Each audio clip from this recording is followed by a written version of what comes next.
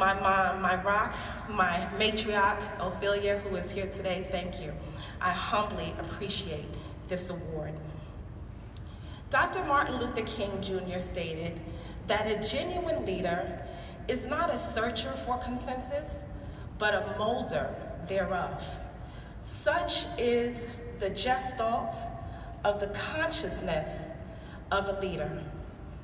It is my distinct honor to be here today among leaders who understand and are committed to having unapologetic conversations that are courageous, as well as serving as courageous agents of change.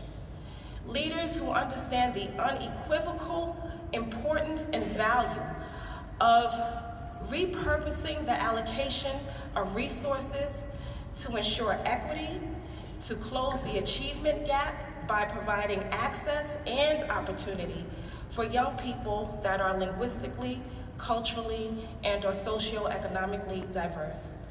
Leaders like Dr. Rychik that understand the significance of intentional and strategic hiring practices so that little girls like me from places like Brownsville, Brooklyn, can see themselves in the classroom as educators, as administrators, as well as in the role of the superintendency.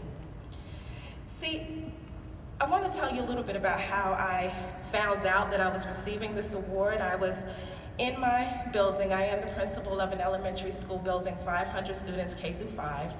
And it was during indoor recess. I was spending time with a 5th grade class, and all of the girls were trying to convince me about all of the reasons why I should buy slime. Not any kind of slime, but slime with glitter, and slime with pebbles, and slime with rocks. And then we hear over the PA, please excuse this interruption. Now, we don't do interruptions during the academic school day, and my students know that. So they looked at the PA like, no, they didn't.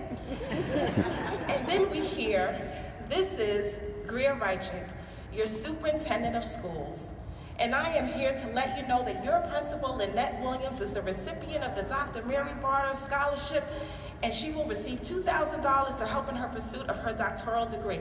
And the crowd went wild. Imagine 500 students erupting in cheers, jumping up and down, and many of them knew this was a good thing, but they did not quite understand what a scholarship meant, so they wanted to know if I was going to go and buy that new Lamborghini I always wanted.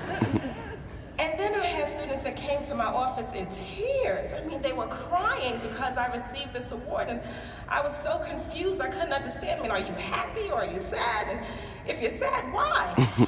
And see, close to 50% of students in our district receive free and or reduced lunch. And so many of my students did not understand this concept of higher education. And many of them will be first-time college graduates.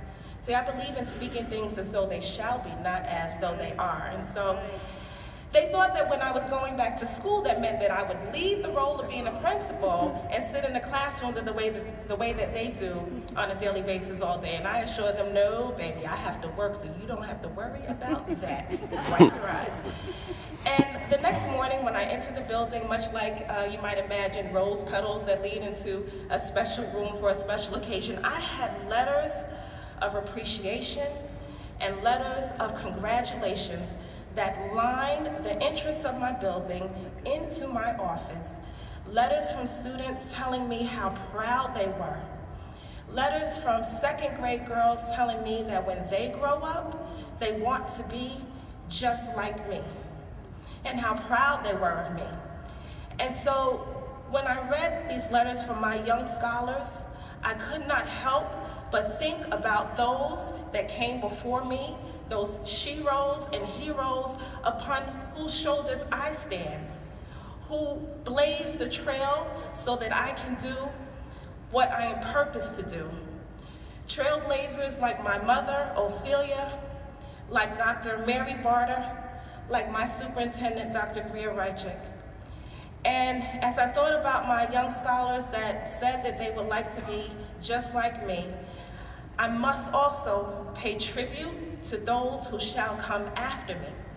See, I want my young students to be able to look at the data that says that they should have low achievement scores, that they should drop out of school early, that they should be subject to substance abuse and incarceration and early and or unwanted pregnancies, etc. And look at that data and understand that they do not have to be defined by their zip code, that they too can confuse the statisticians and upset the status quo. That's right.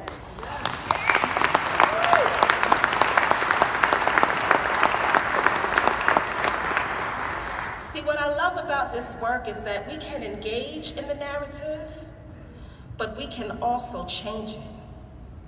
So I thank you for committing to fight the good fight, and I only ask that you do not grow weary in well-doing or complacent with prophecies that fulfill themselves. For as Theodore Roosevelt said, far better it is to dare mighty things, to win glorious triumphs, even though checkered with failure, than to remain with those poor spirits who neither enjoy much nor suffer much because they live in the gray twilight that knows neither victory nor defeat. In this respect, I am thankful to each of you for this moment. I humbly accept this recognition on behalf of each of the students in my school that I serve, on behalf of my own children, and the futures that they will have because of the work that we have done. Thank you. Woo!